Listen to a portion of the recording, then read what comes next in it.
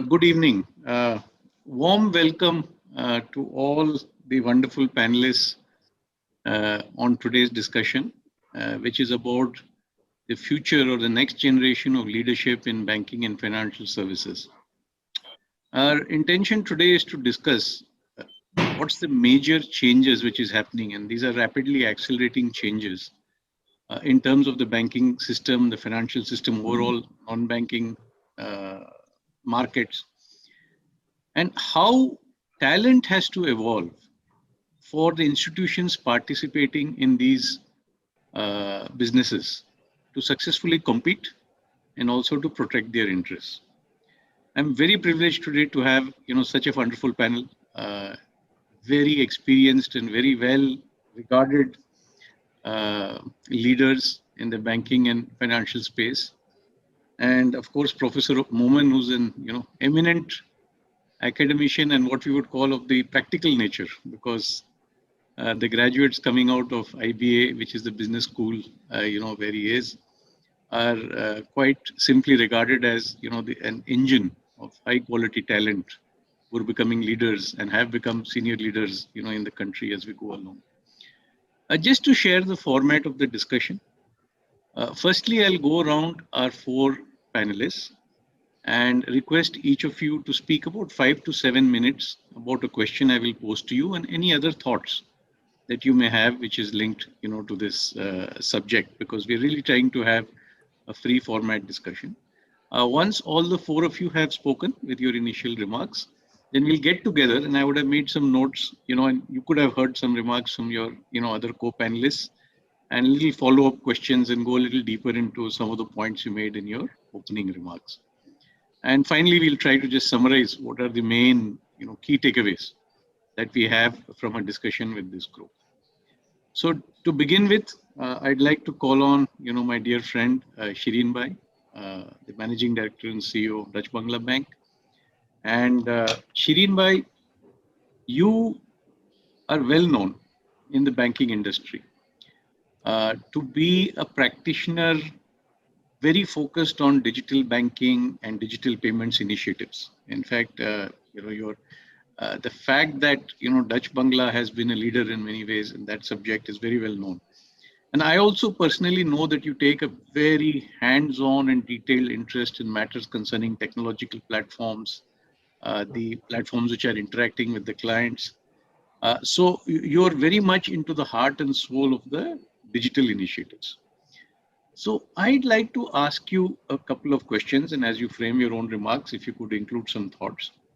How do you see the industry, our banking industry and the financial system, evolving over a medium-term horizon, say over the next 5 years or so, in terms of the changes, in particular from the models that we have been working with, and in particular towards more digitalization, more technology? How do you see that, playing out, or what's your sense of where it's going? Second thing is, as this is happening, in your experience already, how do we need, to change the profile of the talent? I mean, do we need more specialists? How do we deal with cybersecurity type of situations? Are there experts for that, or you deal with talent from outside? How do you get your business leaders to be aligned with the latest, technological innovations, so that how do you build those competencies? So I'll stop there, and Shirin Bhai, turn it over to you for your opening thoughts and remarks. Please go ahead. Yeah, thank you, Mr. Shekhar. Actually, technology is the is playing major role in banking for last few years, and it will be continuing for coming decades. So we have seen banking actually takes new shapes with the blessings of automation. So this will be continued, as I can think. 4 or 5 major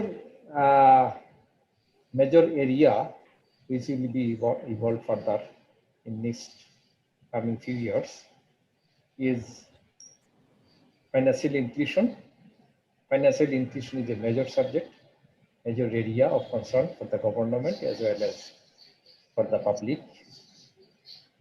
Another area I can see is the app-based, because mobile is very much popular. So app-based banking will be very popular in coming days. Other than this, security is a major issue for the automation. So security is okay, I will come to security during my next discussion.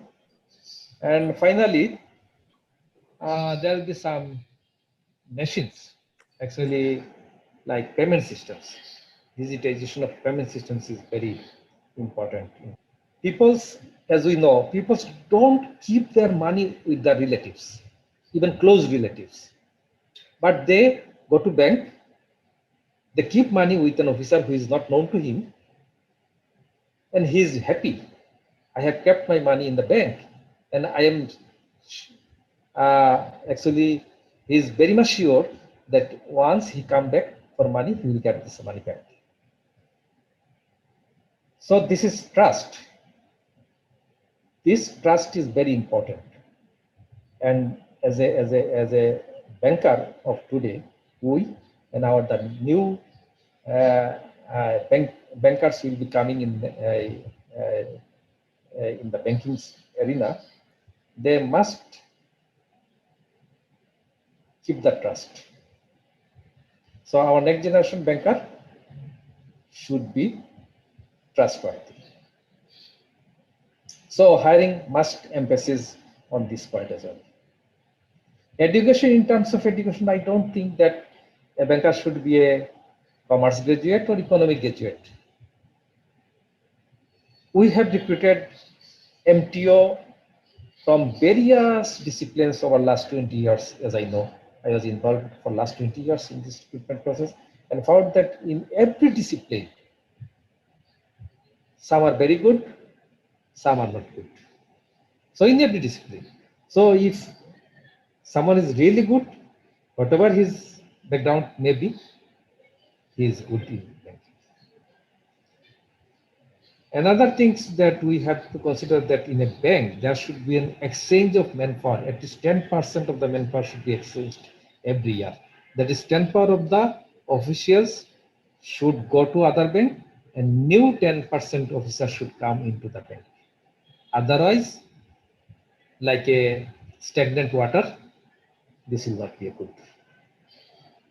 So these things we have to consider while recruiting. Organizational structure, you said already, like I can give an example. This creation of new position in banks actually depends on demand and situation. Like for this year, loan recovery is the most challenging. From June onward, from July onward, loan recovery will be very important and challenging issue for the banks. So Bangla Bank has created a new department or new positions, some new positions for monitoring or recovery of the non-NPL loans. Because we have, every bank has a department for NPL recovery, NPL monitoring, but no, for non-NPL, we have a specialized team now, so that they are dedicated for the good client, not till NPL, but going to be NPL. This kind of client they will be monitoring and they will be actually focused on with them. Like 2 to 3 years back, we have created positions, new positions in the bank, like IT security department or IT security people. So these are the need of the need of the time. So time will tell that which kind of positions, which kind of divisions or departments need to be created in the bank. And this is a continuous ongoing process. Every time we have to create new departments, new divisions to cope up with the new requirements. So, Mr. Shagar, this is all from my side. Thank you very much.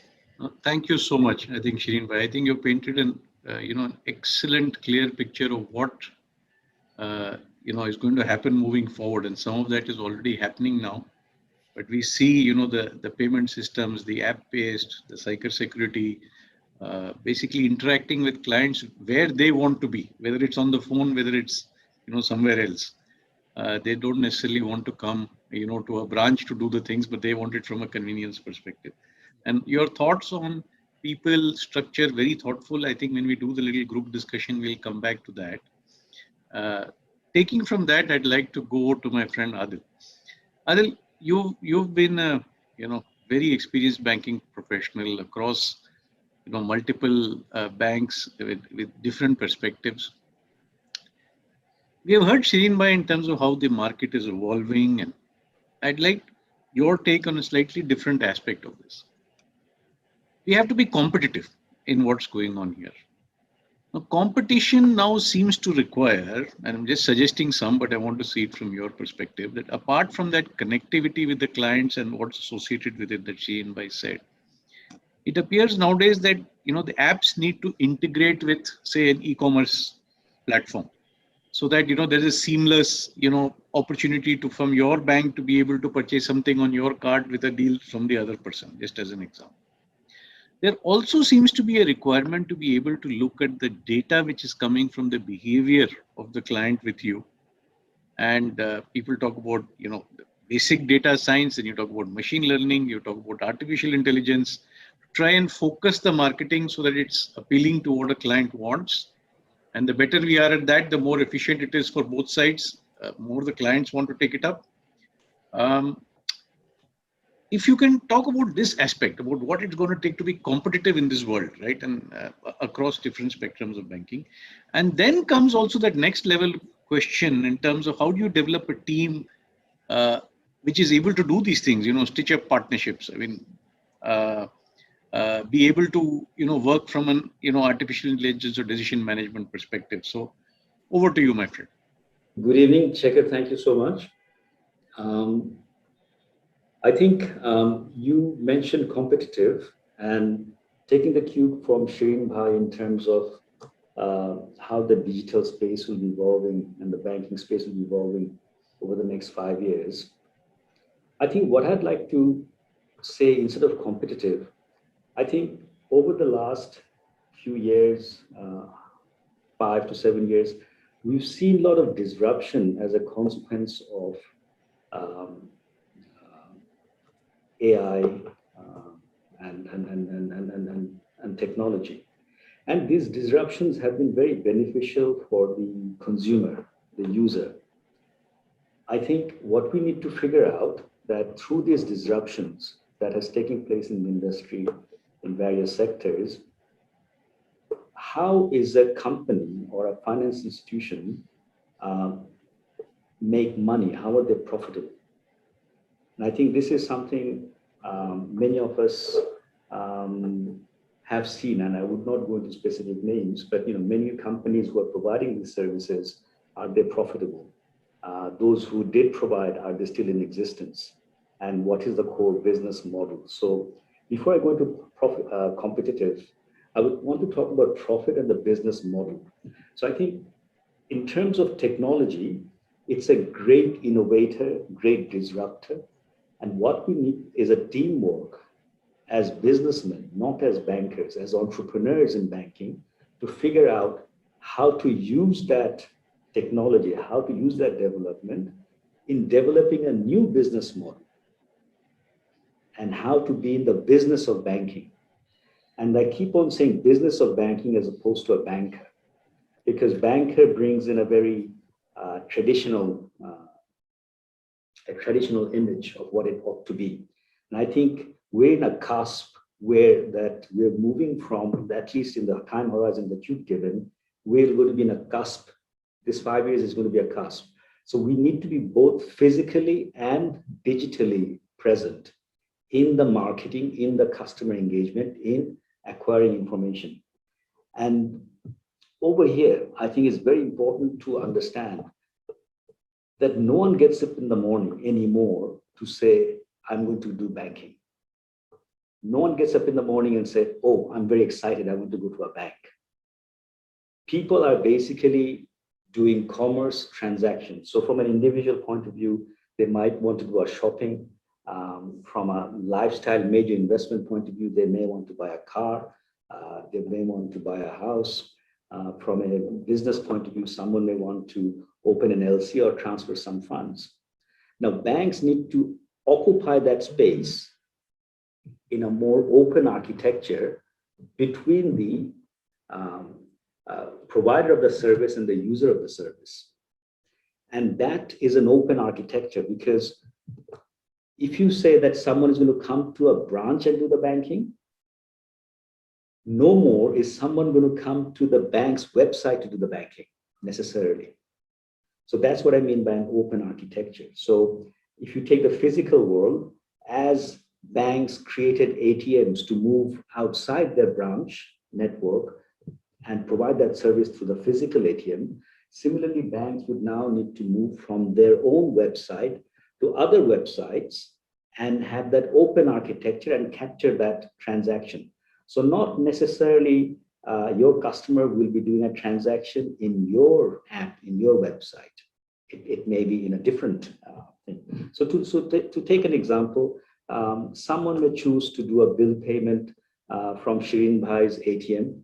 Someone may want to do a bill payment by going to the DESA or DESCO website, or someone might want to do it through an aggregator. So therefore, I think in this space, we need to have an open architecture model, and also how is a bank going to be profitable? In the business model, this is the way I see it, the way I view it over the next 5 to 7 years. The payments business by itself is going to be very, very challenging. So anyone who's simply relying on the payments business, will they be able to make profit or not in the next 5 to 7 years? Time will tell, but it will definitely get challenging.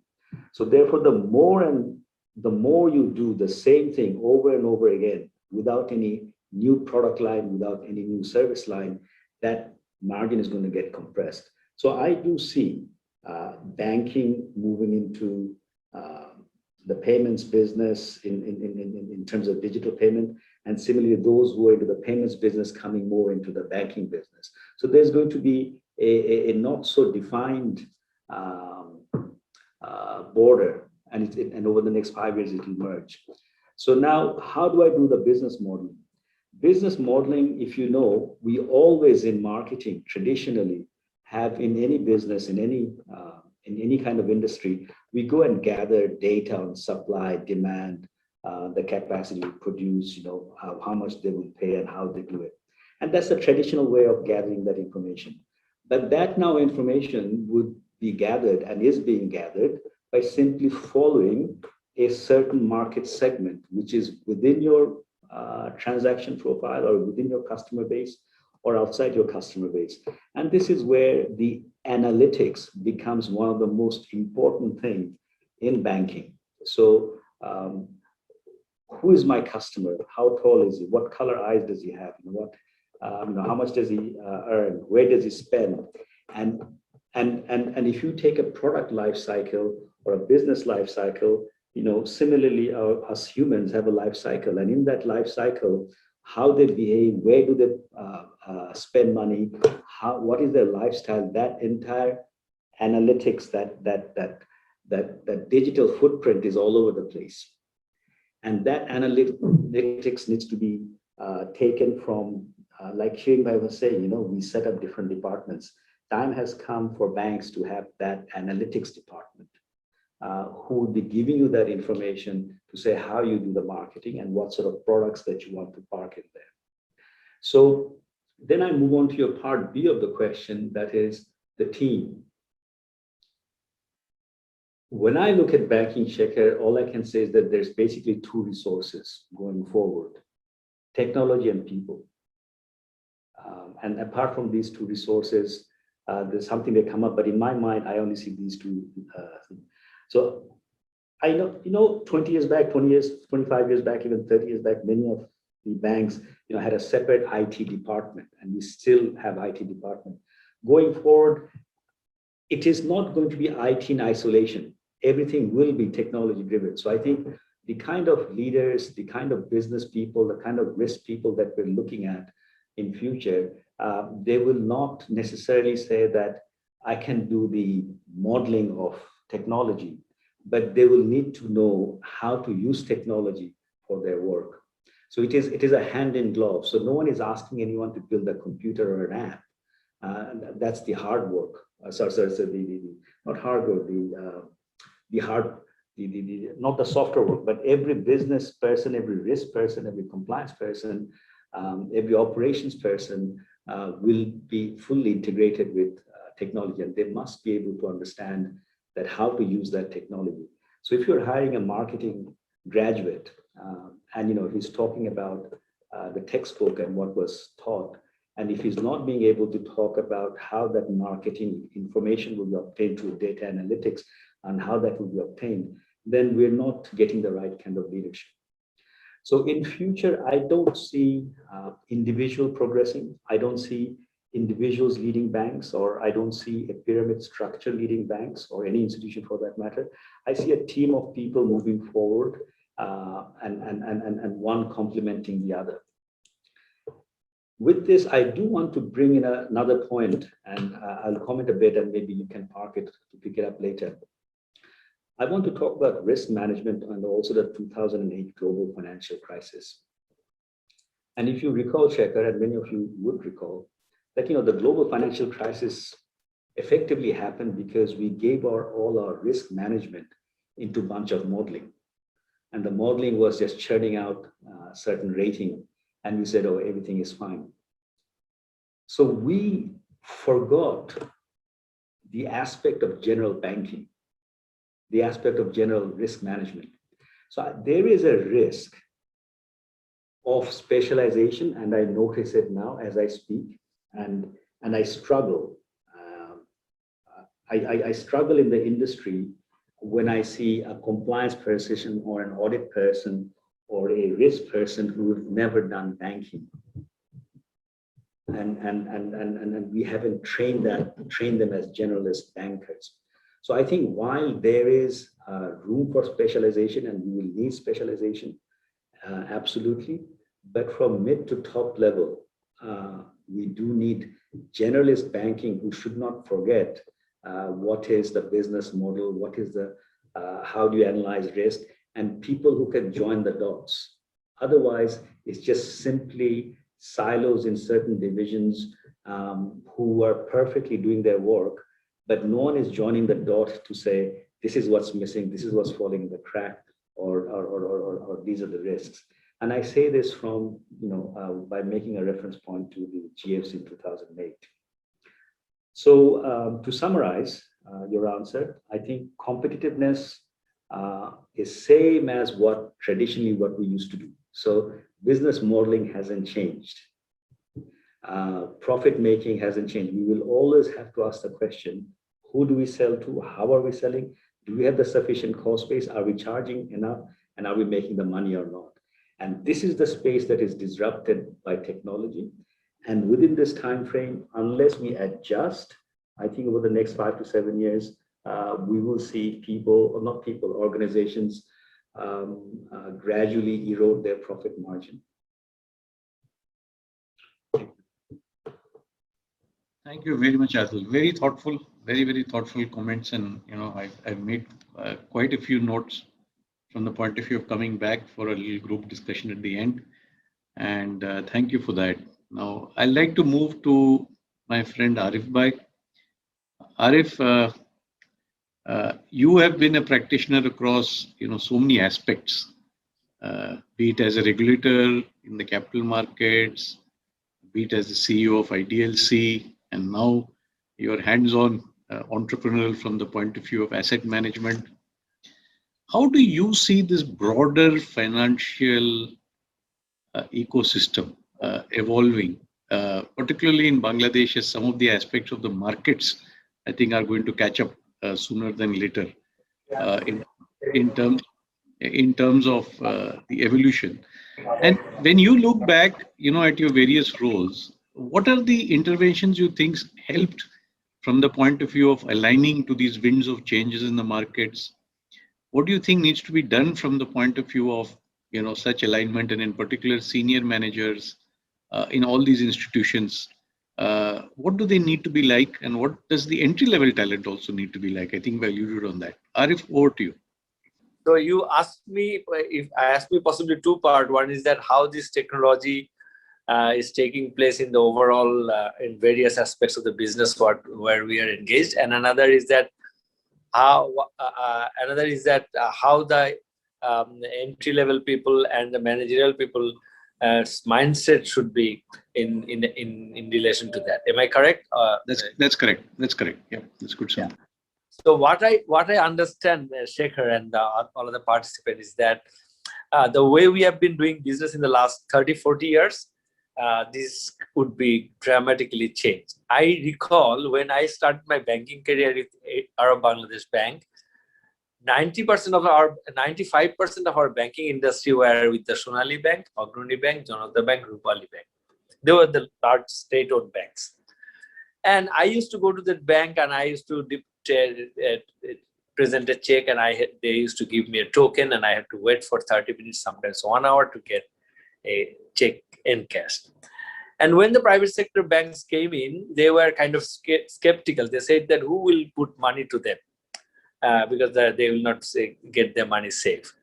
And I knew from then, when I started in AB Bank, because it was the first generation private sector bank, I knew that they are not right and they are not seeing the melting of ice. And now, after 25 years, 30 years, I can see almost 70% of the banking business has gone out of the state-owned bank's hand. It's now private sector. And I guess, I apprehend that maybe next 10 years' time, it will be 90% private sector banks and 10% state-owned banks. And what is the ingredient? Ingredient is a mindset that, we need to have constant innovation and improvement and productivity improvement, giving the clients best experience. What we call clients best experience.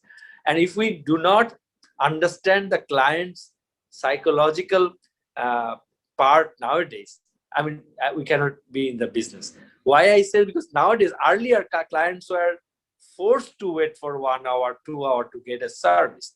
Now my kids, they don't even bother if they find that the service is clumsy and it's not being handed over through a laptop or palm top. They silently decide that, okay, this is not my company. I can get the service from somewhere else. So from that point of view, I can say that banking is under tremendous change. See one thing, I think Dutch Bangla Bank CEO is here. I have a lot of respect for him and Dutch Bangla Bank. See what has happened. They have got more than 30 million, I guess even much higher number of banking clients, even higher than 20, 30 banks alone. And how did they do it? Through digital inclusion. And even a rickshaw puller now have an account with them, or Bikash, what you have seen, and then can deposit money, transfer money, do whatever, transfer money, mobile phone recharging, bill payment service, everything is technology. And once customers are exposed to this, I think customers, we cannot take them back to those old dated banks. So technology is the solution. And I think I read in economics that the fastest growing bank in UK is a bank which does not have any branch. It's totally palm top based bank, and that is the fastest growing bank. When I used to work in IDLC, I had a dream that we are a massive SME financier. So we took 7 days to give approval a loan, but it doesn't work nowadays anymore. My dream was that why can't we give approval in a couple of hours time? In India, there is a company, Bajaj Finance. Their clients go to a shop, and in white goods financing, they select a refrigerator or a microwave, and they put their thumb on Aadhaar card, and their credit scoring is there, and they just get the loan approved, and they just walk out with that product. Why can't we do that? It will also happen in Bangladesh. Only problem is that our KYC was not so far electronic. eKYC was not allowed, all physical. So now Central Bank has done this. Another problem, our database is not there. I mean, when you want to finance a small micro merchant, we don't have any information about them so that we can finance. But now there are companies who are working to build database and daily cash register of those people. And once those database are there, and once the central bank eKYC can match together, I think you will see a revolutionary change in the, I think max in 3 years time, it will start in Bangladesh. And the bankers who are sitting in the office are thinking that our customers will come to us, they will be all lining behind. I mean, the disruptions is coming to happen very fast, and I can see that that is the only future, because the next generation, everybody wants productivity and service, and technology is the solution. So I don't want to go into more detail about the importance of technology, and our only problem is that our mindset, and we don't want to move beyond the box, thinking beyond the box. Even as a CEO, sometimes he cannot run the show because lots of stakeholders and many people does not believe anything. But it will happen if those companies where CEOs vision will not be supported by the board, they will be relegated to a different class. Now, the managers and the leaders, I think the most important thing, the organizations are actually built by the leaders and the managers. And the leaders and managers, even more important factor is the culture. The culture of the organization is the leader, manager, board of directors, and culture. Everywhere, if the culture is like that, we will adopt technology, we will give best customer experience. I think I go back one after another, one term, best client experience. Like we are now in capital market space, and we are selling mutual funds, we are giving stock brokerage. And immediately after coming here, I have taken projects that how can you introduce technology whereby a person can buy and sell from his mobile phone instantly without any human interaction. How can he buy and sell an unit in the mutual fund? Because that kind of system platform is scalable, and if you can reach millions of people, and customers can get all kinds of service from that. So I think this culture, this mindset of the top people, leader and the managers are extremely important, because it is not possible to run millions of customers operation manually. And if any organization managers and leaders do not have that mindset, they cannot grow. I think especially the young people has a very, very strong tech-savvy mentality. Sometimes we senior people do not have that mindset. But thanks to COVID, although there are lots of sad things attached to it, but COVID has pushed our total system, the mindset of the senior people, at least 10 years ahead. Because earlier I have seen, even in IDLC, some senior people did not want to introduce online meeting, did not want to support flexible working hour, did not used to support work from home. Now, even the board of directors wanted, after this, they said that, okay, all the meetings should be on the online platform, because we don't need to come, we don't need to go outside the office, outside home with the traffic. So I think this mindset is already there.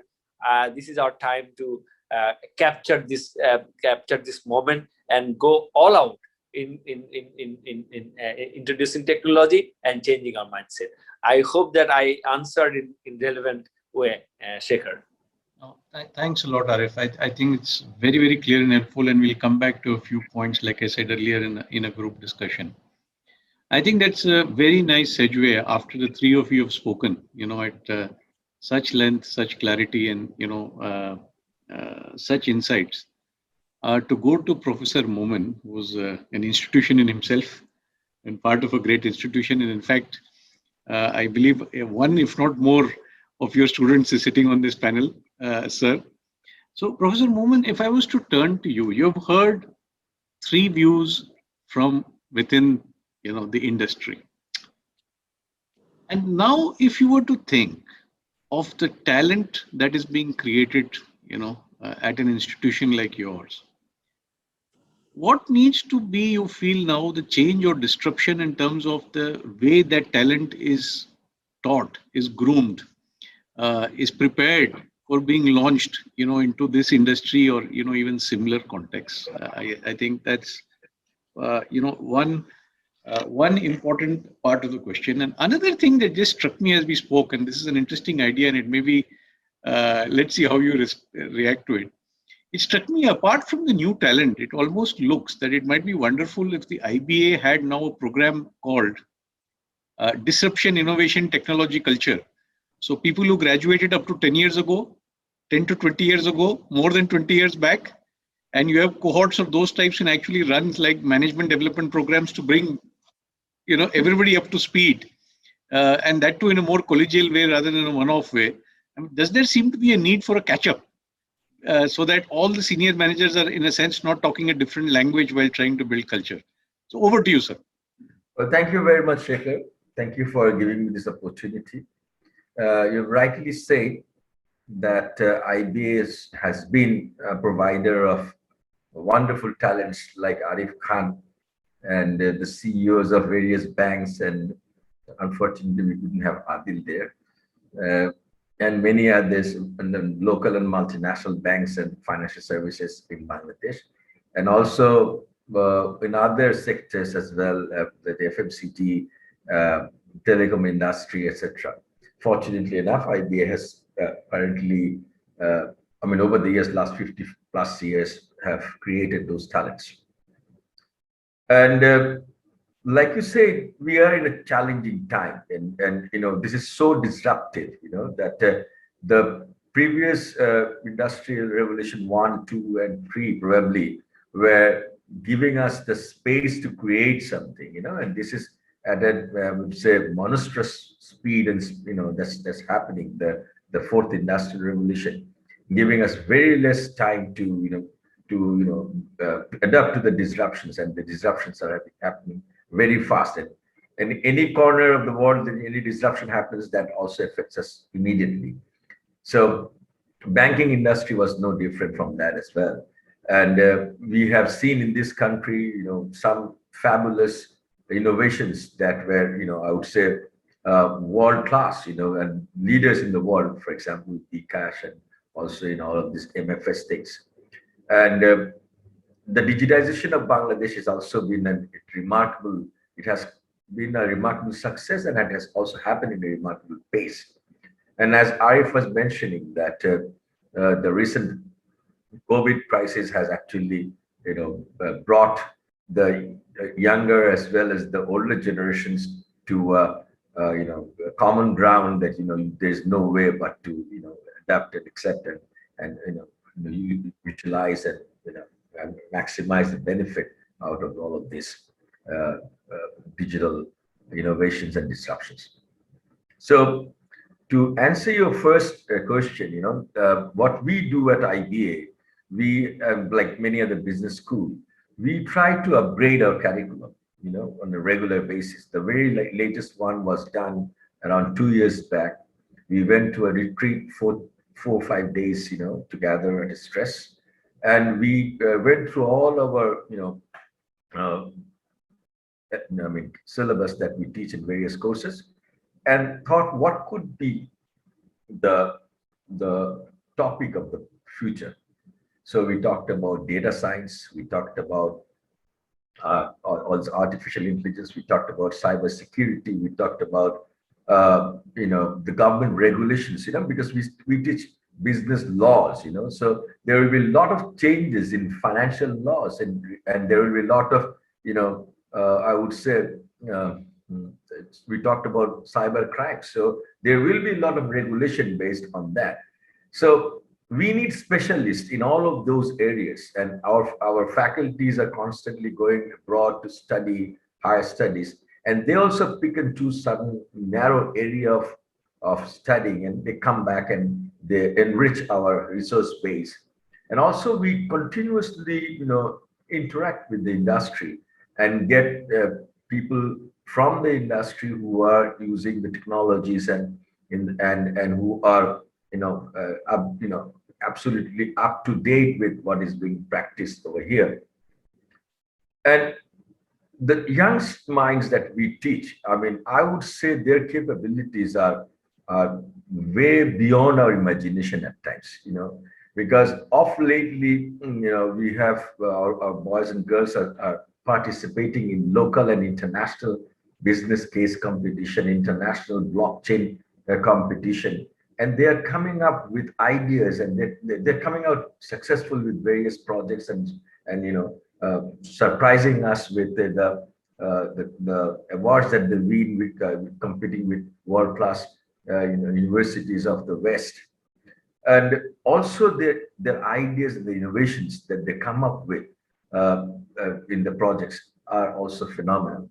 So what I'm saying is that, so talent-wise, maybe we just need to guide them, and with all the experience that we have, fortunately in this country, we are having a lot of talented people, and all you need to do is to probably nurture them, probably guide them, probably direct them in a manner. So I don't see that there will be a challenge. When all of these people who left us 30 years back or 20 years back, they continuously upgraded themselves in the companies and the industries that they were working with, and they came out tremendously successful. So all of this learning actually took place while they were at the jobs, and they were acquiring those things with the interaction with various people, organization, trainings, etc., that they were having.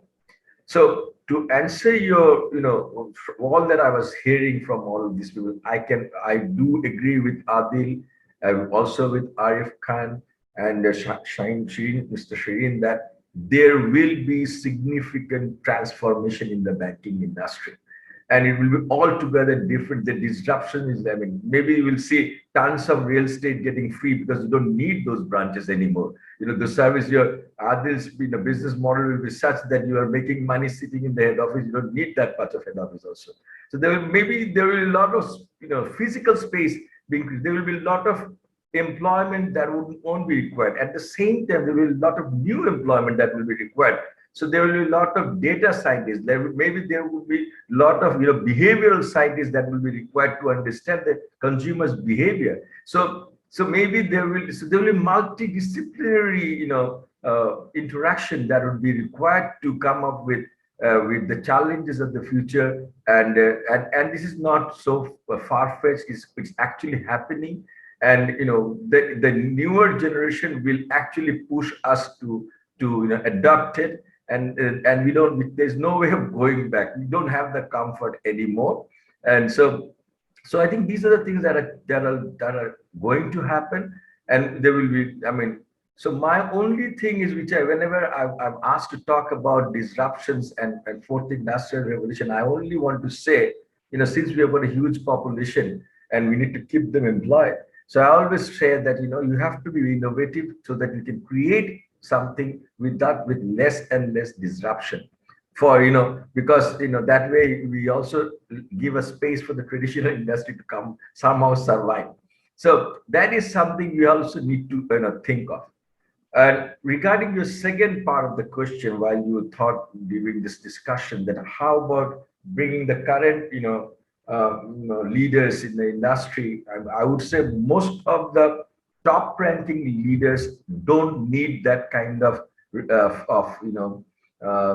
going back to the educational institution. There should be the trainers coming back into an educational institution to train the rest of the leaders who are not aligned. So there are many such, these are executive development programs. IBA is already offering various executive development programs, and we can also collaborate with the industry and think what are the actual needs that are there, so that we can devise, newer programs that would help them. And we actually need to pick their brains as well, because, they should be made a part of the training program to train this mid-range or mid-level, or the already, serving leaders in the industry who are not as aligned that you think that they should be. So I'm not so very worried about the future leaders, but because their capabilities. We are sometimes surprised and astonished by the wonderful ideas that they come up with at times. And being with younger people, that is one of the biggest motivator to continue to be in this profession. So I think to answer your second question, I would say that is definitely a good idea, and surely would like to collaborate, and we are actually doing it already, and would like to take it further and we need to understand the need. And this has to be multidisciplinary. And I think it's not, in any one area is not enough to, sort of create the leaders for those for the future. Over to you, Shekhar. Thank you so much, sir. Very thoughtful, very clear. There are a couple of things I think which came out of the discussion, now to do a little group discussion, which I'm keen to ask.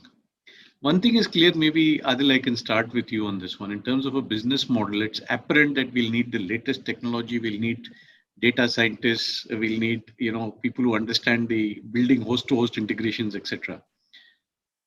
There are two models out there. Our traditional model here is still where everything is built, owned by us, so that we'll have the platform, we'll have the people running the platform, we'll have the data center, we'll have the data scientists, we'll get the decision management people from statistics school, and try to do all the work yourself. But out there is a model which seems to be quite prevalent now, is that you get the best of these services from somebody who's credible, but it adds to then your information security, and the person should be doing what you want, etc., etc. How do you see the model evolving? And this seems to be an important question, because if you want the best expertise, you can't probably always build it yourself. So what is your reaction to this thought? I want to give the answer from two types of finance bank company point of view. Those who are global banks and have been around for 100+ years, or major banks, and I won't go into names. They have captured markets, they have been around, so they need to, they just simply cannot have full open architecture. And over there, the investment, the protection of the IT system, the standardization across 50, 60 countries, it's a challenge. And I think, I think these are the organizations will not be always the first ones to embrace, not always. But some of them, at least one or two of them, are definitely leaders, because while they're running their existing system and platform and operations, they're also investing in an entrepreneurial way, or by investing in certain other IT companies, and they can do that. So I think those who are not doing it in the global banks will struggle, and those who are doing it will be the first mover. Now I'd like to comment on the relatively newer and nimble banks. I think they have the best advantage of building something the way it ought to be. And I think that's where, is it a digital bank, i.e. a digibank? Is it, do I collaborate with a number of service providers and move forward? I think that's where the real opportunity is. And then I'd like to comment in context to Bangladesh. I think over there, the management and the shareholders' harmony needs to take place. Alignment needs to take place for that to be a fruitful and meaningful achievement. I don't know if I've answered your question or not. No, you did. So that evolution is required, but it depends on which kind of generation or type of bank you are, and it requires a lot of stakeholders to get across the line, because it's completely different way of thinking, right? Yes. I see that. And I don't know, someone was alluding to it. Was it Arif or Momen? I can't recall.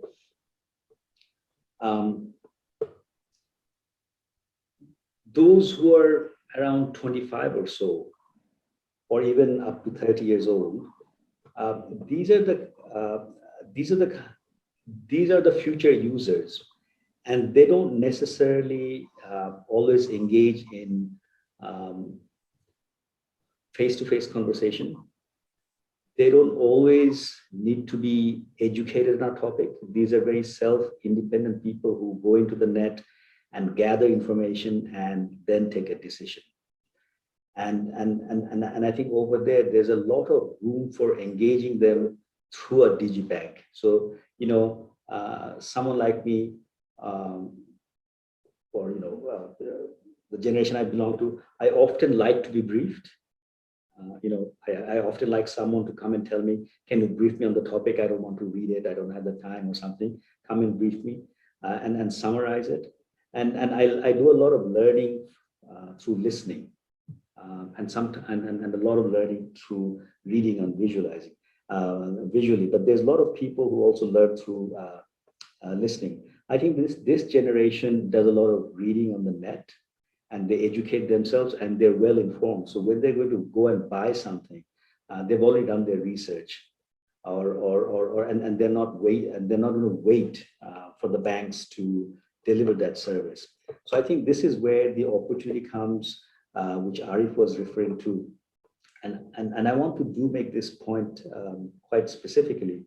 I think the regulators in Bangladesh, the Bangladesh Bank leadership, the political leadership in this country has been exceptional in formulating policies and driving these changes of inclusiveness.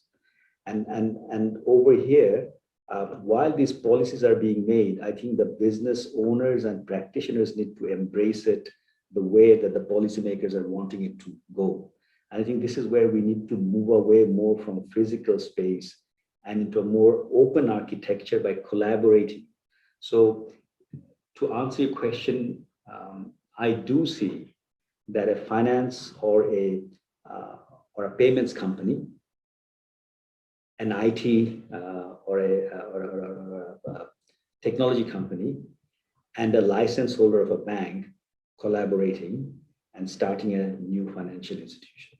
And I think in our mind, we are still calling it, oh, this is agent banking, this is multi-financial services provider or payments provider, and this is a bank. It's in our mind because the way the licensing has evolved. But if you take the licensing out and if you merge all these three, it's just another finance company or another bank. And that's the way I see the future. Thank you so much, Adil. Appreciate that. Shirin bhai, a question for you. Hearing whatever we have heard, one of the things that comes through is that the way companies are managed, the banks and financial institutions, have to change from the hierarchy based, where if somebody wants to make a proposal, it goes till 6 or 7 layers before it comes to you. Today's need of the hour is more like, it's like everybody is a project team, very flexible. So very senior general manager may need to sit with somebody who came from business school yesterday and somebody who came from IT, and they're doing a project. What can we do to encourage this culture where the hierarchy is smashed? Because we cannot move fast if you go in that hierarchy. What do you feel about that? Yeah, absolutely true. Hierarchy should not be there. If there is a hierarchy, then like in a loan approval process. So RM brings the loan. He key the all the information of the client into the system. Then it goes to the supervisor of the RM. Then he look at everything's okay. Then he sent to his deputy head of the division. Then it's go to the divisional head. Then head sends to the CXO or deputy managing director of the bank. If deputy managing director is actually authorized to approve this, he approves. Otherwise, he sends to CEO. And then if CEO is not authorized, if he is authorized, then he can approve. Otherwise, he sends to board. Then it takes long time for approval. Everything, you are rightly said that if we maintain hierarchy, then it's very difficult to give service to the customers in time. Because customers will not wait for 7 days or 20 days or 15 days to get a loan from your bank. He'll just move to another bank, which is actually processing everything in the quickest possible time. Then he'll move from one bank to another bank and get the loan from there. Similarly, for a customer service, if everything goes like for statement, for his some query, for say for resolution of a problem he encountered just I say today, then it takes, if it takes long time for the solution, and the customers are now young and they are talent and they're very sensitive. You cannot hold them if you takes long time. So I think basically you rightly said that projecting, like projecting. Yeah, we sometimes we take some project, like say conversion of CBS core banking systems from this version to another version. Then there is a projecting. Project manager, including all other colleagues, they sit together, they work together. Then there is no hierarchy.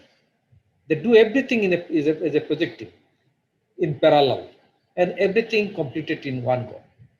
So I think this is a good idea, and we have to think how we can bring the traditional banking system out of this hierarchy and bring the dynamism. Otherwise, dynamism will not be there, and we cannot keep our customers with us. So thank you, Shekhar. Thank you, Shirin bhai. Thank you, Shirin bhai. Arif, here is an interesting one for you. You spoke a lot about the client excellence focus and designing everything around the client. I guess that's one of the best principles from the point of view of business model. We always say that you design for the client and it will be simplest, it will be fastest, it will actually be well controlled, probably compliant because it's designed for the benefit of the client. But we normally get one of these famous sayings is you manage what you measure. The second one, which is a bit of innovation I came up over time, is you incentivize, and what you deserve is what you get, is what you incentivize. So what is the incentive you're giving to people? So how do you incentivize and measure so that people align towards true client benefit and not individual goals, which may not really be in the long run a client benefit? How have you done this, and how do you see this happening? Yeah, to incentivize people is actually a difficult task, and it requires lots of different level understanding. I found from my experience that there are two types of incentives. One is that your compensation package, your performance bonus, and the other is connecting the people's activities to a bigger purpose of life. So I'll come to that point later. But short term, people look for what is in it for me. So and if the company's vision is achieved, then what I get out of it. So what we used to do, and in my current organization, what we do every monthly, people has a organizational target which is linked with the overall vision of next 5 years where we want to achieve in my present role in Shanta, AMC and brokerage. And we have designed a 5 years target and goals aligned with our purpose of this business. And then we designed things in such a way that everybody gets a fixed salary and everybody gets a monthly, every month, a variable salary. So everybody knows it's like a running score, that what is my score last week. And the people who are getting highest monthly variable salary, it's being announced in the system, and other people are also getting excited about it. So that's how you consider everybody is part of the business. I think the mindset should be is not employer-employee relationship. It should be partnership model. A junior officer can be a very junior partner, then associate partner, then managing partner, then real partner. So I think even if we could not give the designation, but the acceptance of the fact that everybody has contribution and we should share the profit with everybody, that's how people really can think that they will be incentivized. And one thing, people understand which one is genuine and which one is lip service. I mean, trust is very important thing. One, that trust happens in a team. You don't need any bureaucracy. You don't need any hierarchy. I mean, anybody works instantly for the company, And I think that requires a culture to be built in, and the culture of trust actually helps the organization to grow faster. And apart from this monthly or quarterly or annual performance bonus or profit bonus, I think what we say to incentivize people, which I have seen works very significantly, is that I always tell to my colleague everywhere that whatever you are gaining now today, maybe you are getting cash, but your actual higher cash is being deposited with your experience. You will encash it in future. So be with the right mind, right leader, be with the right organization, learn as much as possible, get the monthly cash, annual cash now, but after 10 years, whatever cash you are actually depositing with your experience, your 11th year's income can be higher than first 10 years income. And I have seen it happens in life. So real compensation comes from learning and experience, and associating with the right kind of organization, right kind of culture, right kind of people. And the final part of incentivizing is that you connect your work with a bigger purpose of life. I think nobody is happy unless he or she can find out why I am doing this. Now, if I say that when you give housing loan, if I say my colleague that if you give a housing loan to a middle class people who is all the way living in a rented house for last 20 years, and this your actions will help that household to get a new house, and that little girl will be happy and can say that we have our own home, then your service is not a service, it's a mission, it's a purpose. And then people actually get incentivized much more. So incentivization depends on the monthly cash, variable salary, annual performance bonus, right kind of association with the right kind of organization, leader, culture, and then finally to connect with a purposeful, impactful goal. That's my initial thought. Thank you so much, Arif. Thank you so much. Very thoughtful. Professor Sir, wrapping up with you, one of the big themes which has come through today is, I would call it the big C word, culture. Now, the word is very powerful. The word is omnipresent, but almost the most difficult to pin down, as to what is this culture. So if we take what all our colleagues on the panel have said today, for future leadership, we need a culture which is high integrity, inspires trust, because it's a financial system and you want to attract the right people, embraces innovation and disruption. By nature, the DNA should be for speed, simplicity, no hierarchy. So let's say that one of us came to you and said, "Sir, how do we start this? I mean, how do we build this?" It's like almost a problem statement to come up with a solution. And if you were to try and give at least the few initial thoughts that this is how you need to approach building such a culture, what would you say? Very difficult question to answer, and I have been an advocate of culture for at least, I would say, last 15 years. This includes work culture, organizational culture, even culture of the country, the nation, etc. I will just highlight two things that were discussed by Adil and also Mr. Shahid. You have asked them both two questions. You have asked Adil if it is possible to connect all of these dots. Should we be doing things together all by ourselves, or we specialize them?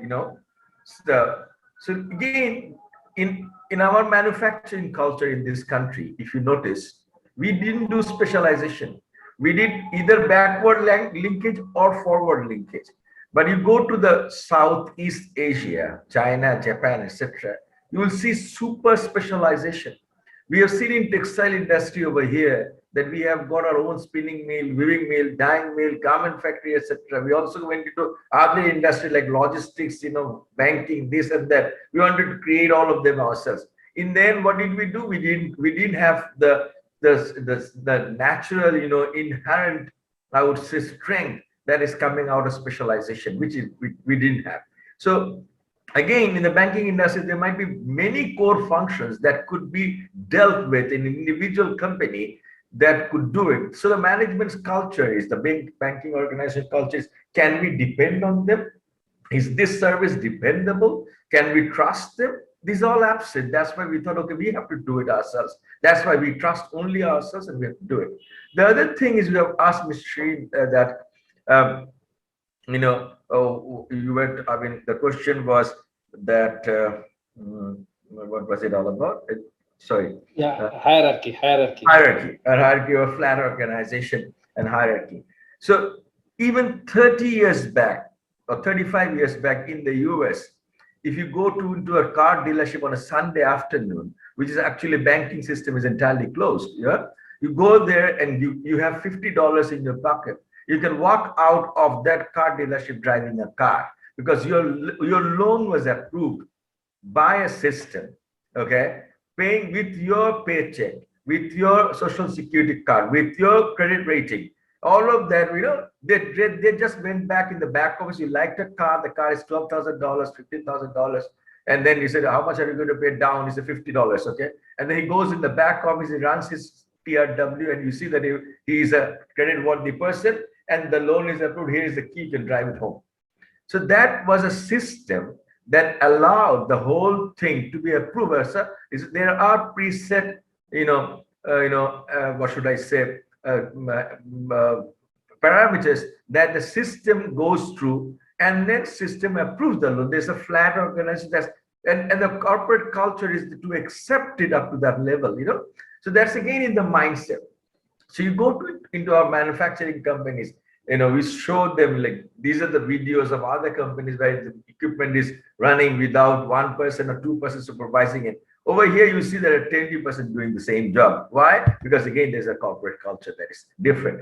So it is a very difficult task to change all of these mindsets, but it has to happen. And gradually, probably I'm an optimistic person. So I would say it will definitely happen. It's only time. We have seen transformation in this country. We never thought our classmates during the 80s, they left the country. They didn't have any faith in the progress that we can come up with, and they left the country and they settled in the West.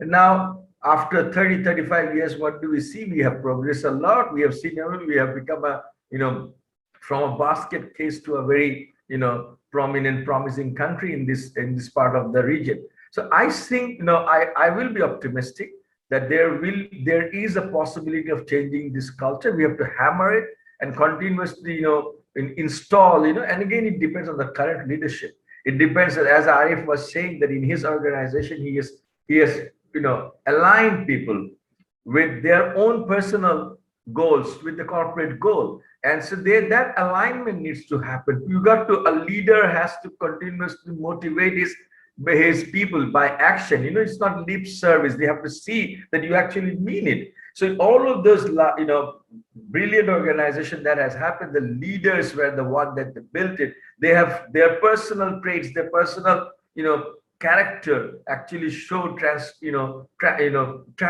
the company that was there in the organization. So all of us who are now leading various organizations, it falls on us to install all of these cultures in this organization and share each other. And this is a time, it is all sharing. It's like, no one individual can bring about the changes. It has to be a sort of a group or a collaborative effort. And, I see things are happening in a right direction. And previously the governments, the bureaucracy, the private sector, the social sector, they were not collaborating. Nowadays, you see with all of this talk shows, with this Zoom calls, all of these webinars, we see so many people are collaborating, and these messages were not restricted to drawing room conversation anymore. They are all going into policy making changes and all of that. This is happening. So I do see hope, and I do see that there will be a transformation. And I'm sure it's not far that you won't be asking this question 10 generations down, 10 years down the line to another leader that, what do we do about this culture? By then, I think there will be a lot of transformation taking place. I hope, it answers your question. Thank you so much, Professor. And it's been a wonderful evening speaking to the four of you. I learned a great deal. I think where we stand in the present, what the future is becoming, and what are the right components of the bridges to that future, which is the leadership and the elements that will come into it, multiple perspectives from all of you, which is very rich. I'm confident that many of our viewers will hopefully find this interesting and as stimulating and as energizing as I found it. Thank you all for your participation, and have a good evening, and hope to see you soon again. Thank you.